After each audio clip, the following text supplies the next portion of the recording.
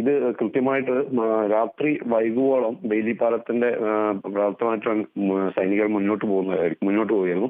കാരണം red alert പ്രഖ്യാപിച്ചിരിക്കുകയാണ് വയനാട് ജില്ലയിൽ. അപ്പൊ സ്വാഭാവികമായിട്ടും ശക്തമായ മഴയെ തുടർന്ന് നീരൊഴുക്ക് കൂടും, വെള്ളത്തിന്റെ അളവ് കൂടും. അപ്പൊ ഈ പാലത്തിന്റെ പണികൾ മുന്നോട്ടുള്ള ആ ഒരു പാലത്തിന്റെ പ്രവൃത്തി തടസ്സപ്പെടുന്ന ഒരു സാഹചര്യം ഉണ്ടാവും എന്നുള്ള ആ ഒരു കണക്കിലെടുത്തുകൊണ്ടാവണം ഇന്നലെ രാത്രിയോടെ തന്നെ ബേലിപ്പാലത്തിന്റെ സാധനങ്ങളെല്ലാം തന്നെ അവിടെ ഈ നിർമ്മാണവുമായിട്ട് ബന്ധപ്പെട്ടുള്ള ഉപകരണങ്ങൾ, മറ്റു അനുബന്ധ സംവിധാനങ്ങളെല്ലാം തന്നെ അവിടെ എത്തിച്ചുകൊണ്ടുള്ള പ്രവർത്തനമാണ് രാത്രി വൈകുവോളം നടത്തിയത്. എന്തായാലും പാലം പൂർണ്ണമായിട്ട് ഇതുവരെ പൂർത്തിയായിട്ടില്ല. അപ്പൊ സ്വാഭാവികമായിട്ട് ഈ പാലം പൂർത്തിയാകുന്ന ഹിറ്റാച്ചി, JCB അടക്കമുള്ള സംവിധാനങ്ങളെ ഈ പറയുന്ന മുണ്ടക്കൈ ഭാഗങ്ങളിലേക്ക് എത്തിച്ചുകൊണ്ടുള്ള തിരച്ചിലാണ് ഇനി നടത്തേണ്ടത്. അവിടെ വലിയ പാറക്കല്ലുകളും മറ്റും വീടുകൾക്ക് മുകളിലേക്ക് വന്നു കിടക്കുന്ന ഒരു സാഹചര്യമുണ്ട്. ഇത് ഈ പറയുന്ന സന്നദ്ധ പ്രവർത്തകരാൽ നീക്കം ചെയ്യാൻ കഴിയാത്തൊരു സാഹചര്യമുണ്ട്. അപ്പൊ ഈ പറയുന്ന അത്യാധുനിക സംവിധാനങ്ങളോടുകൂടി അല്ലാതെ ഇത് നീക്കം ചെയ്യാൻ കഴിയില്ല. അപ്പം പ്രധാനമായിട്ടും നമുക്ക് വേണ്ടത് ഈ ബെയിലി പാലത്തിന്റെ പണി പൂർത്തിയാവുക എന്നുള്ളതാണ്. പിന്നെ ഇന്ന് 11:30 കളക്ടറേറ്റിൽ സർവകക്ഷി യോഗം മുഖ്യമന്ത്രി പിണറായി വിജയന്റെ നേതൃത്വത്തിൽ നടത്തപ്പെടുന്നുണ്ട്.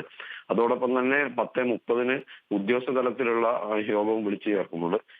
ഈ രണ്ട് യോഗങ്ങളും നിർണായകമാണ്. കാരണം ഇപ്പോൾ ശരിക്കും പറഞ്ഞാൽ രക്ഷാപ്രവർത്തനത്തിന്റെ ഒരു ഏകോപനം എന്ന് പറയുന്നത് ഈ പറയുന്ന യോഗത്തിന് ശേഷം തന്നെയായിരിക്കും പൂർണ്ണതയിലെത്തുക.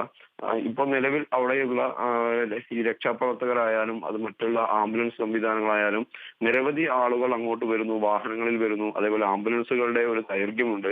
ഈ ഒരു സാഹചര്യത്തിൽ ജില്ലാ ഭരണ സംവിധാനങ്ങളുടെ ഒരു തീരുമാനപ്രകാരം ഇതെല്ലാം ഒന്ന് നിയന്ത്രിക്കാനുള്ള ഒരു നിയന്ത്രണത്തിലേക്കുള്ള സംവിധാനത്തിലേക്ക് പോകണമെന്ന് കഴിഞ്ഞ ദിവസം തന്നെ തീരുമാനമെടുത്തിരുന്നു.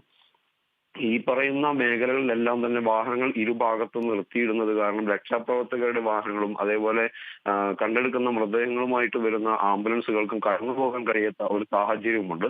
അപ്പൊ ഇത് കണക്കിലെടുത്തുകൊണ്ടാണ് കൃത്യമായിട്ട് ഈ ഭാഗങ്ങളിൽ നിയന്ത്രണം ഏർപ്പെടുത്തിക്കൊണ്ട് വാഹനങ്ങളും അതേപോലെ ഈ സന്നദ്ധ മേഖലകളിലേക്ക് സഹായങ്ങളുമായിട്ട് വരുന്ന വാഹനങ്ങൾ കടത്തിവിടുന്നതിന് ഒരു നിയന്ത്രണം വെക്കണം എന്നുള്ള തീരുമാനത്തിലേക്ക് കഴിഞ്ഞ ദിവസം ഈ പറയുന്ന സംവിധാനങ്ങളെല്ലാം തീരുമാനിച്ചിരുന്നു.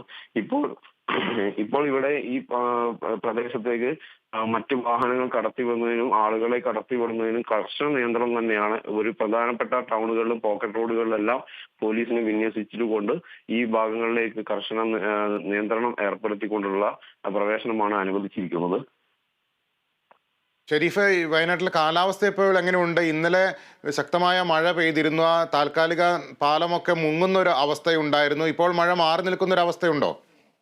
മഴ മാറി എന്ന് പറയാൻ കഴിയാത്ത സാഹചര്യത്തിൽ തന്നെയാണുള്ളത്. ഇപ്പോൾ മഴ തുടരുന്നതായിട്ടാണ്. ഈ സമയത്ത് മഴ പെയ്തുകൊണ്ടിരിക്കുന്ന ഒരു സാഹചര്യമുണ്ട്. ഈ കഴിഞ്ഞ ദിവസം ഈ റെഡ് അലേർട്ടിന്റെ പശ്ചാത്തലത്തിൽ തന്നെ ഈ വയനാട് ജില്ലയുടെ ഭൂപ്രകൃതി അനുസരിച്ച് കുറെ പ്രദേശങ്ങൾ ഇനിയും ഉരുൾപൊട്ടൽ ഭീഷണിയുള്ള സ്ഥലങ്ങളുമുണ്ട്.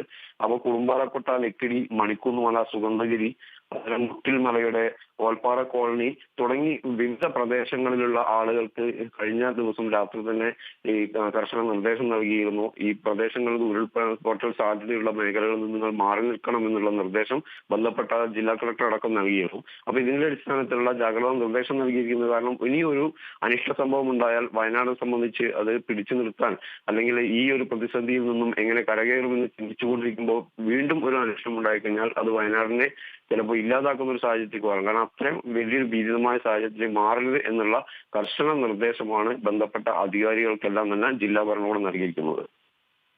ശരി ഷെരീഫ്, കൂടുതൽ വിവരങ്ങൾ ശേഖരിക്കുക. അതനുസരിച്ച് ഷെരീഫിലേക്ക് തിരിച്ചെത്താം.